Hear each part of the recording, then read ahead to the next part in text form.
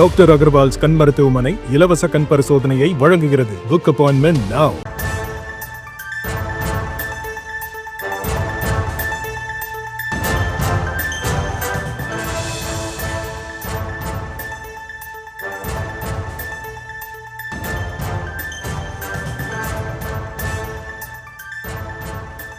அண்மை செய்திகளை பார்த்து வருகிறோம். தேசிய நெடுஞ்சாலை அமைப்பதின் நோக்கமே தடையற்ற பயணத்திற்காக தான் எனவும் நீதிபதிகள் கருத்து தெரிவித்திருக்கிறார்கள். ஆனால் ஒவ்வொரு சுங்கச்சாவடியிலும் சுங்க கட்டணம் செலுத்தி நகர்வதற்கு அரை மணி நேரமாகிறது எனவும் கூறப்பட்டிருக்கிறது. முழு விவரங்களை தர இணைகிறார் எமது செய்தியாளர் நாகேந்திரன். அவரிடம் பேசலாம். வணக்கம் நாகேந்திரன், விவரங்கள். வணக்கம் ஃபரிதா. தென்காசி மாவட்டத்தைச் சேர்ந்த வழக்கறிஞர் வெங்கட்ரமணா என்பவர் உயர்நீதிமன்ற மதுரை அமர்வில் ஒரு மனுவினை தாக்கல் செய்திருக்கிறார்.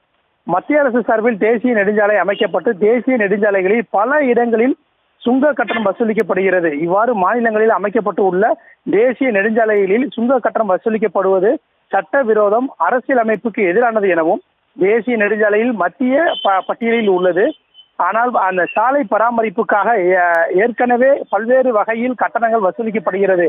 எனவே தேசிய நெடுஞ்சாலைகளில் தேசிய நெடுஞ்சாலைத்துறை சார்பில் சுங்க கட்டணம் வசூலிக்க தடை விதிக்க வேண்டும் என அந்த மனுவில் கூறியிருந்தார்.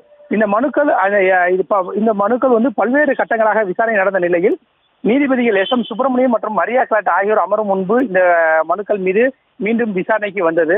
அப்போது மனுதாரர் தரப்பில் தேசிய நெடுஞ்சாலைகளில் சுங்க கட்டணம் வசூலிக்க மத்திய அரசுக்கு அதிகாரம் இல்லை எனவும் மலேசியா, ஜெர்மனி உள்ளிட்ட நாடுகளில் தேசிய நெடுஞ்சாலைகள் தொடங்கும் இடத்தில் முன்னதாகவே சுங்க கட்டணம் வசூலிக்கின்றனர். ஆனால் பல இடங்களில் சுங்க கட்டணங்கள் வசூலிப்பது ஏற்புடையது அல்ல என தெரிவிக்கப்பட்டது. மத்திய அரசு தரப்பில் வாதிட்ட வழக்கறிஞர் உரிய விளக்கம் பெற்று தெரிவிக்க கால அவகாசம் கோரப்பட்டது. இதனைத் தொடர்ந்து நீதிபதிகள் தேசிய நெடுஞ்சாலைகள் அமைப்பதன் நோக்கமே தடையற்ற பயணத்திற்காகத்தான் என தெரிவித்திருக்கின்றனர். ஆனால் மதுரை, சென்னை செல்லும் தேசிய நெடுஞ்சாலையில் பல இடங்களில் சுங்க கட்டணம் வசூலிக்கப்படுகிறது.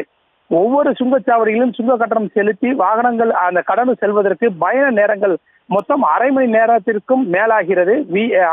இந்த நேரங்கள் வீணாகிறது எனவும் இதற்கு மாற்று வழி இல்லையா என கேள்வி எழுப்பிய நீதிபதிகள் இந்த மனு குறித்து தேசிய நெடுஞ்சாலைத்துறையின் இயக்குனர் பதில் மனு தாக்கல் செய்ய உத்தரவிட்டு வழக்கு விசாரணையை ஜூலை முதல் வாரத்திற்கு ஒத்திவைத்து உத்தரவிட்டுள்ளனர். ஃபரிதா,